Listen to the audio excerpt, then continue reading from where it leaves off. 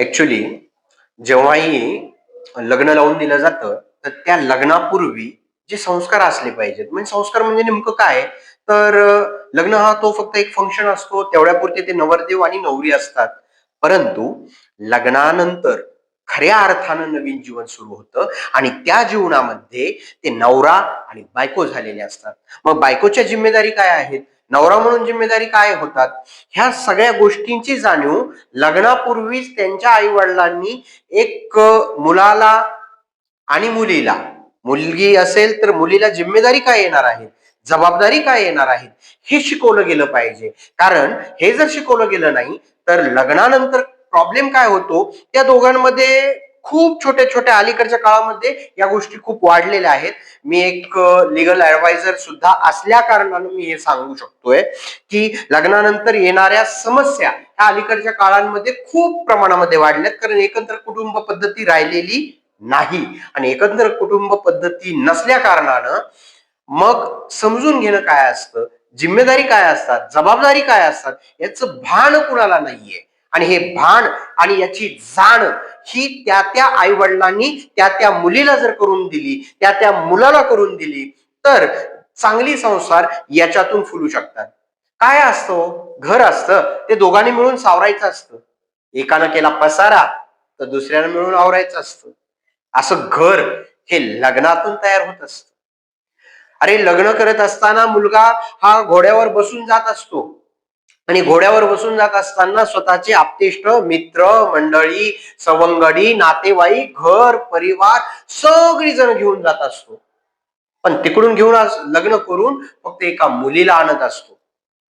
जाणून घ्यायला पाहिजे की ती कुणाची तरी मुलगी आहे, कुणाची तरी बहीण आहे. आज तुझी बायको झालेली आहे तर तुझी जिम्मेदारी आहे. तू एकटं तिला घेऊन आला, एवढे सारे घेऊन तिकडं जातोय, याचा अर्थ खरी वाघीण ती आहे, ती एकटी येतीये. समजतंय तुम्हाला? हा एवढे सारे घेऊन जातोय आणि ती वाघीण तुमच्याकडे येते, परंतु तिला एक मन आहे आणि तिला एक भावना आहे. तिच्या भावना काय आहे, तिचं मन काय आहे, या गोष्टी तुम्ही खरंच समजून घेतल्या पाहिजे. ह्या सिरीज म्हणजे हे बोलत असताना व्हिडिओ चालू आहे, तुम्हाला समोरच्या पब्लिकलाही कुठे ना कुठे काही ना काही गोष्टी शिकायला मिळत आहेत. म्हणजे दोन्हीही या माध्यमातून होत आहे. म्हणून माझं हे सांगणं आहे. मॅम तुमचं काय मत आहे? हो, आता सर बोलले त्या विषयाशी मी तितकीच सहमत आहे. कारण मुलींना जर जाणीव दिली म्हणजे आईनी की हो तू म्हणजे लग्नाआधीच तुझं जे वागणं बोलणं ते वेगळं आहे आणि लग्नानंतर काय होईल तुझ्यात बदल झालाच पाहिजे. म्हणजेच काय तर तुला जबाबदाऱ्या, कामांची जाणीव, मुलांना कसं हँडल करायचं किंवा लग्नानंतर ते जे असतात सासरचे तेच आपले माहेरचे समजून त्यांच्याशी वागणं, आई आई सासूला आईसारखं बघायचं, तसेच सासऱ्यांना वडिलांसारखं बघायचं. तसेच अशाच प्रकारे जर म्हणजे प्रत्येक आईने जर समजावून सांगितलं मुलींना, त्यांना प्रॉब्लेम येणार नाही आणि त्यांचा संसार जो आहे तो त्यांना कधी वाटणारच नाही की ते संसार करतात म्हणून. त्यांना असं वाटेल की मी माहेरीच आहे अजून. अशा प्रकारे मुलींनी पण म्हणजे मुलींना पण सांगितलं पाहिजे आईंनी, असं मला वाटतं. तुमचं काय मत आहे? आणि हे मतच आपण सांगत आहोत.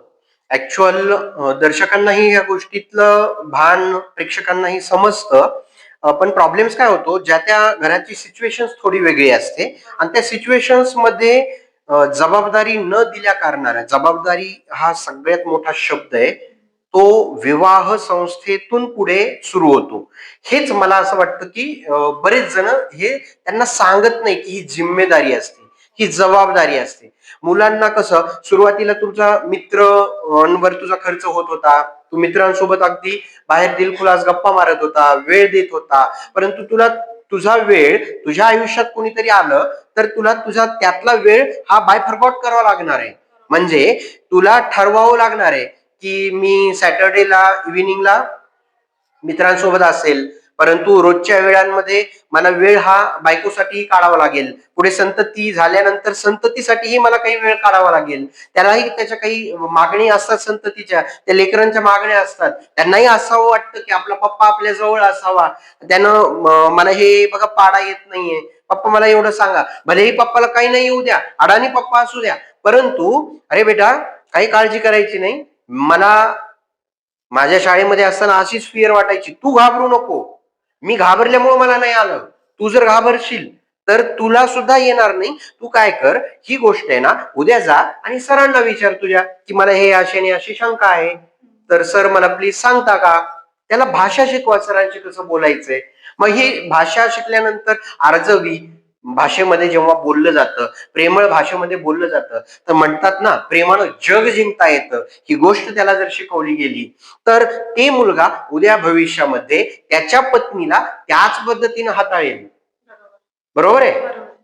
हे मला त्यातून सांगावं अगदी वाटतं. बरोबर आहे. तुम्ही जे आता बोललात ते अगदी म्हणजे नक्कीच खरंय. कशामुळे की हे जर जाणीव आधी झाली, इव्हन मलाही असती किंवा मी म्हणत नाही माझं, कुठल्याही लेडीजला जर ही जाणीव झाली, तर ते नक्कीच संसार तुमचा जे अलीकडे होईल ना, ते म्हणजे प्रत्येक नवरा बायकोमध्ये भांडणं किंवा थोडे थोडे गोष्टींवर वाद होतात, इगो प्रॉब्लेम मध्ये येतो, ऍटिट्यूड म्हणजे मी असं तू तसं, मी हे केलं तू हे केलं, किंवा मी इतकं कमवते तू कमवत नाही, माझं असं माझं हे होणार नाही, एवढंच माझं म्हणणं आहे, बाकी काही नाही. आता बघा सर काय बरोबर आहे. इगोज तर खरंच अहंकाराचा वारा न लागो राजसा, माझ्या विष्णुदासा हरीच्या भक्ता तुका म्हणे. अहंकार हा सगळ्या नाशांचं कारणीभूत आहे. अलीकडे विवाह संस्था ह्या अहंकारातून नाशास कारणीभूत ठरत आहे.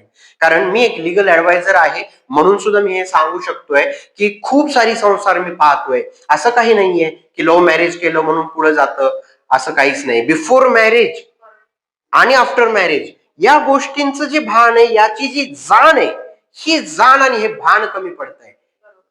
नक्कीच. ही जाण असणं गरजेचं. तर मला तुम्हाला एवढं सांगा वाटतं की प्रत्येकाने म्हणजे जी मुलगी आहे तिला समजावून सांगितलं पाहिजे की पुढे तिच्या सोबत काय जबाबदाऱ्या असतील, तिचे कामं काय असतील, आणि पूर्ण तिला शिकून सक्षम केलं पाहिजे, एवढंच माझं म्हणणं आहे.